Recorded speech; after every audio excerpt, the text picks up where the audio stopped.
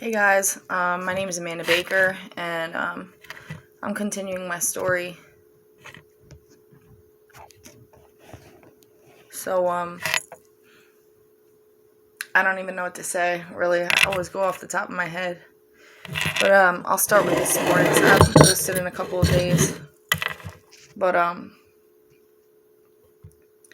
was talking to my sister this morning about how I don't understand why God still loves me. Because every day that I wake up, I don't love God the way I'm supposed to.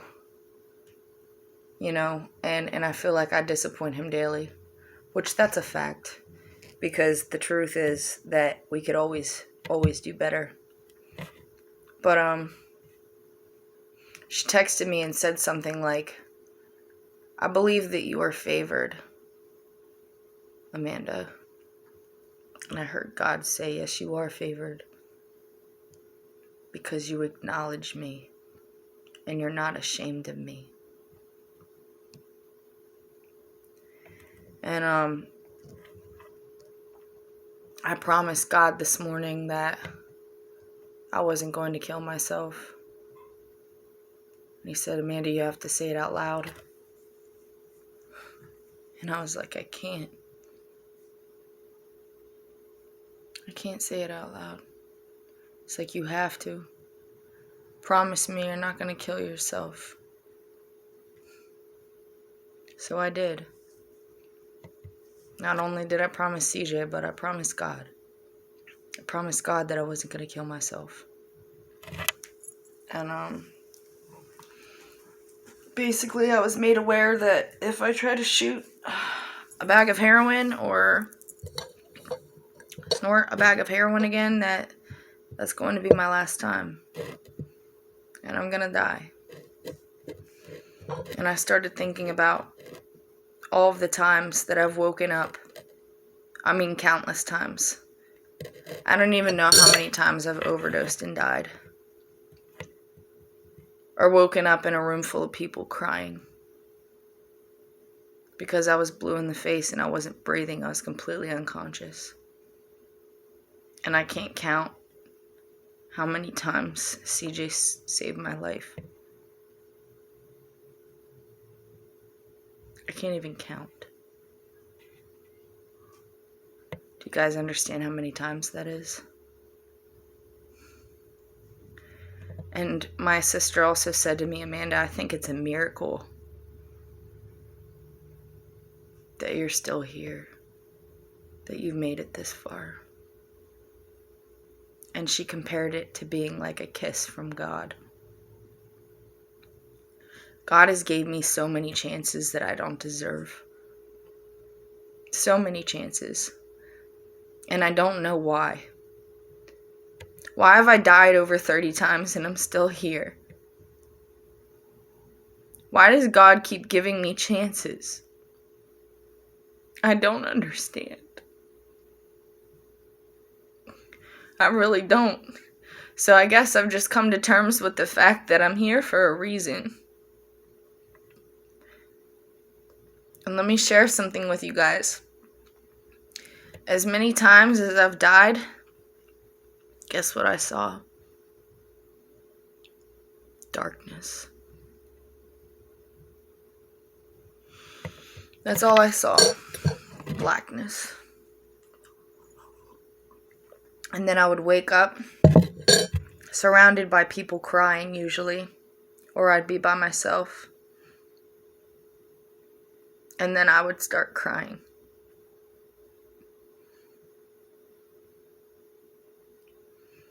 Because everybody around me thought I was dead. Or I would wake up and realize that God gave me another chance. One time I woke up at my parents' house in my bedroom. And I overdosed and I woke up on my bed. I must have literally just fell back. I shot up and I just fell backwards on my bed and I woke up like that. And when I woke up, half of my face was completely numb. My leg didn't work. I had to go to physical therapy for months. I went to work limping around, and I just told them I didn't know what happened, that I had some kind of nerve damage that was unexplainable, when the truth was that I had shot up and I had overdosed, and when I woke up, half of my face didn't work. My leg didn't work. I couldn't walk. I had to limp around. At first, it felt like my foot was so asleep that, you know, when you fall asleep on your arm and you have to carry it around and it doesn't even feel like your own? That's exactly how my leg felt. Like I had to carry it around. And it was the scariest feeling in the world. And I walked around the block thinking, surely my foot's just asleep, right? No. But I went to physical therapy, but that day I prayed to God, God, please. Half of my face just drooped like I had a stroke. And I prayed to God that I would get mobility back of all of my body functions.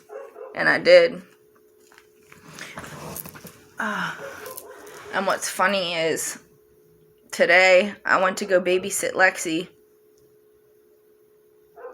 After crying and promising God that I wasn't going to kill myself, I went to go see Lexi today and babysat her for a little, and we painted some rocks, and I got another one of CJ's sweatshirts, one that we had taken pictures in before when we were sober.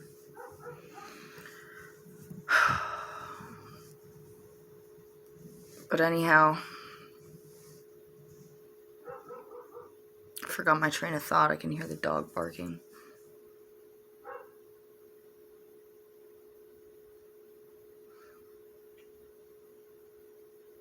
Oh yeah. So we were out in the yard, and we were doing cartwheels and somersaults, and I tried to do a handspring. I got it mostly. She said, did you used to be a cheerleader? I said, no, I used to be a soccer player.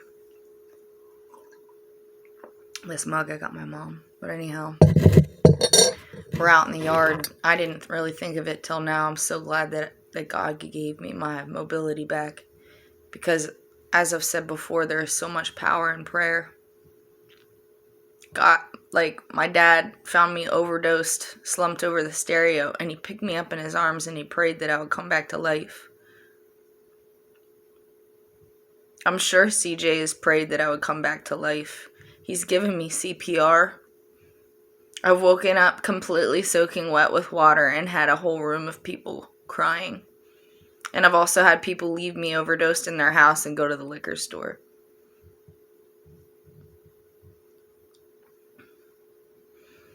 I've had people drag me to my dad's house and just lay me on the porch.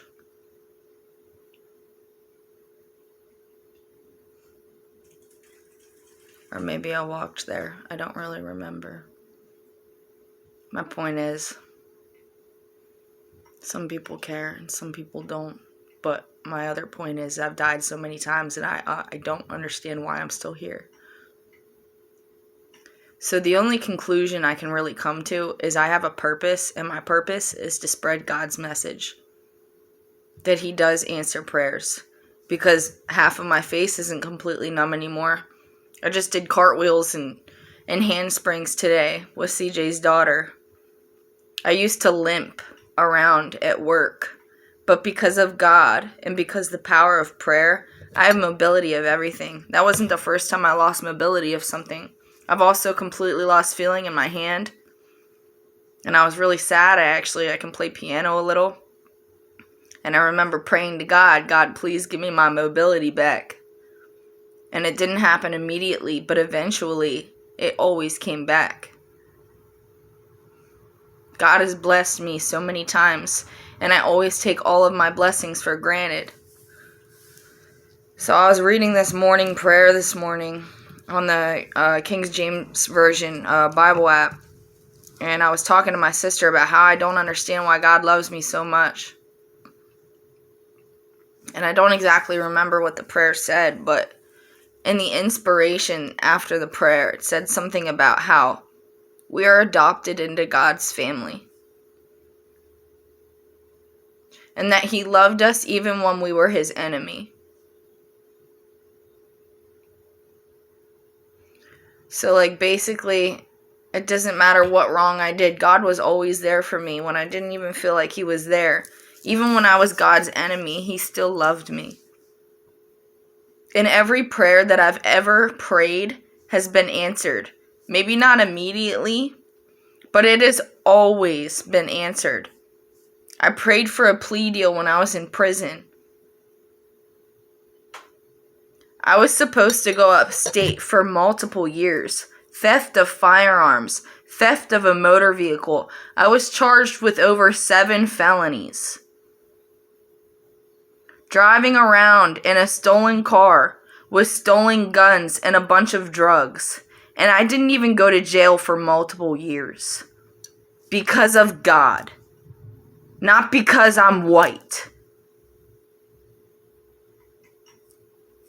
And that's the truth. But anyhow, in this inspiration, it was talking about how we're adopted into God's family. And me and my sister were talking about how, like, we're family. She said, "You know how I love you, Amanda?" I said, "Yeah, 'cause we're family." She said, "'Cause I know you. I know who you are. I grew up with you." That's exactly how God feels. I know you. I know who you are. I grew up with you.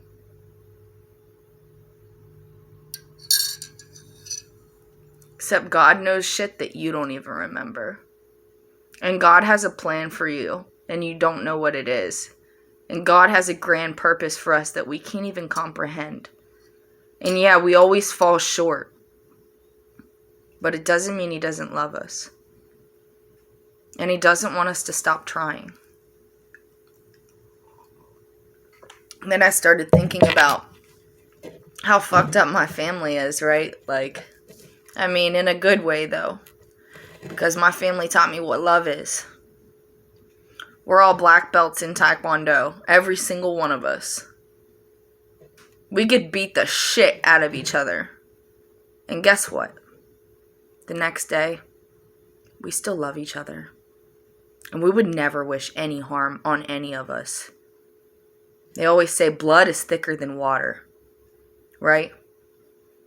And God forbid, I mean, I'm allowed to punch somebody in the face that's in my family, right? Yank their hair, tackle them, whatever. But if anybody else does that, that's outside of my family, even touch a hair on their head of my family, you're in for it. Right? By any means necessary.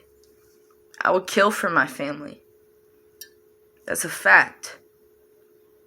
And they would die for me too. And they would kill for me too. That's how God is. Blood is thicker than water.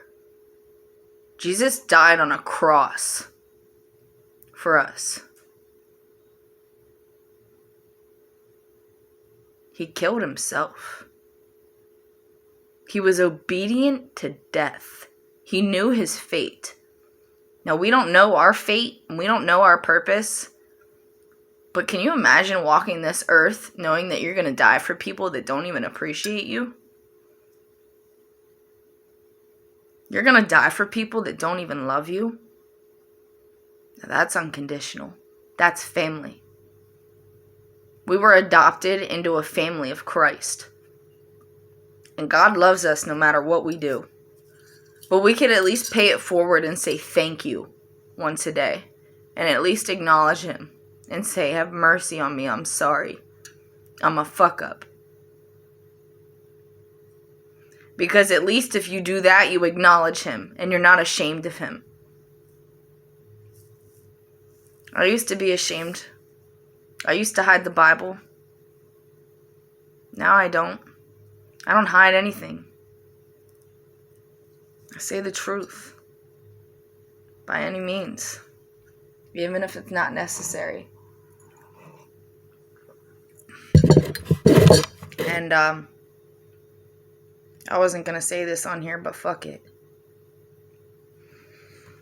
Speaking of the truth, never mind, I'm not going to say it.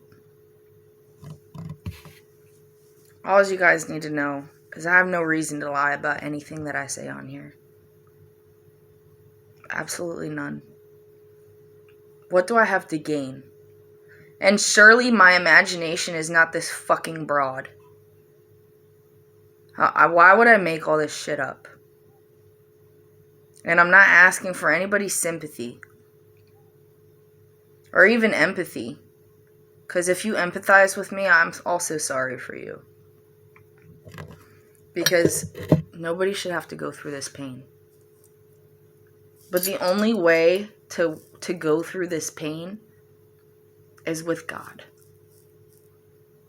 For the people that have experienced pain like mine, or pain worse than mine, you know for a fact, the only way to get through this shit is a higher power, is your Lord, is God.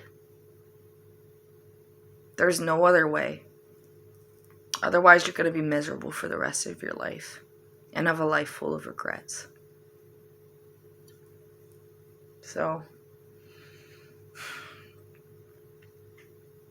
I don't know what else I have to say today, really. It's not that I had a bad day. And also, I wanted to share about my job. Like, it's killing me. It's killing my soul. The characters that I'm around at work, most of them are just... It's killing my soul. Bad company ruins good character. And my character is getting ruined. Day by day that I work there, I hate it. It's killing my joy. It's killing my freedom. It's not that I don't like work. It's that I don't like... It's draining my soul. So, I don't think I'm going to work there anymore. Because the only joy that I get is whenever I see little children. Or really old people that are kind and sweet. That's the only joy I get in there. And it doesn't happen very often. Most of the time I just get bitched at. But this one lady I work with, her name is Martina. And she told me that her son overdosed. And I told her about CJ overdosing. And yesterday I started getting really upset because it didn't matter what I do at work. It does not matter what I do at work. I get bitched at all the fucking time. Right? If I see an old lady with a walker, I'm not going to walk her back to section 4. And make this crippled old person walk back to a section just so somebody gets, so the tips get split evenly and people get even clientele. You just let the old people sit up front. I don't care whose turn it is. They have a fucking walker. They have a fucking oxygen tank. I'm not making them shuffle all the way to the back of the building and make them suffer any more than they have to. Because I have compassion on them. But I get bitched at every day. And I've just gotten to the point where I just don't care. And I've also come to the point where I don't like where I work. I can't stand it. Because it makes me miserable. Genuinely. But this chick, Martina, she told me that her son died. And she told me, whenever I correct you, whenever I give you constructive criticism, you act like I'm coming at your throat. And I started crying because that's exactly how I feel. Like everybody's coming at my throat. I get bitched at all day at work. And she said, what you don't realize is I have your back, Amanda. I don't even know you. If you called me and you asked me for $100 for rent, I would say, what's your landlord's name? And she said, what you don't understand is I have taken you under my wing. You're like my kid. And she said, talking to you sometimes, you remind me of my own son. Her son that's dead. And she understands my struggle is fucking lethal. The depression that I struggle with, the addiction problem that I struggle with, that shit's lethal. all by itself. I can have a good day and want to kill myself by the end of the day. I could have the best day of my life and still want to kill myself. That's what people don't get. This shit is lethal and it's not a joke. This is life. And this is my life. And I'm sharing it with you guys because I can't be the only one that fucking feels like this. But when she said something about, that's the second time she said, I've taken you under my wing, Amanda. And it reminded me of Psalms 91. And under his wings, he will cover you with his feathers. And under his wings you will find refuge. His faithfulness will be your shield and rampart.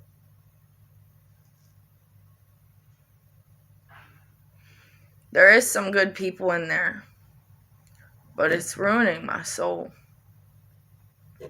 And work is making me focus less on God and my goals. And I smoke more, and I'm stressed more, and it's killing my soul. It's not good for me, and I realize that. So, I think I'm going to quit my job. I need to do something I enjoy. Because if I don't, I'm going to hate my life. And I'm going to have regrets. So,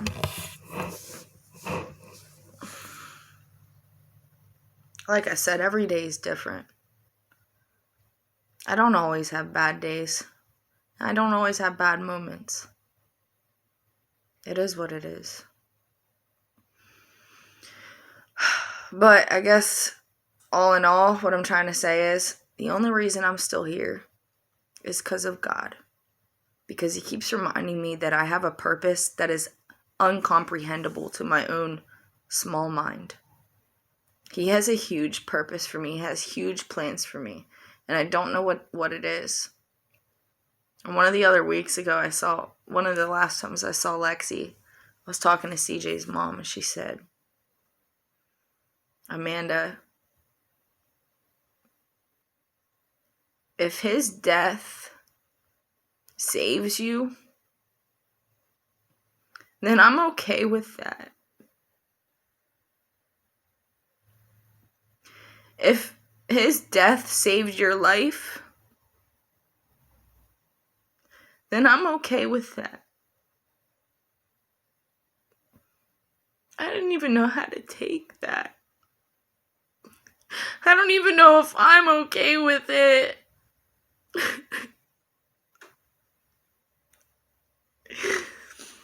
So I remember one day when I was in my car when I was screaming. And I said, come at me.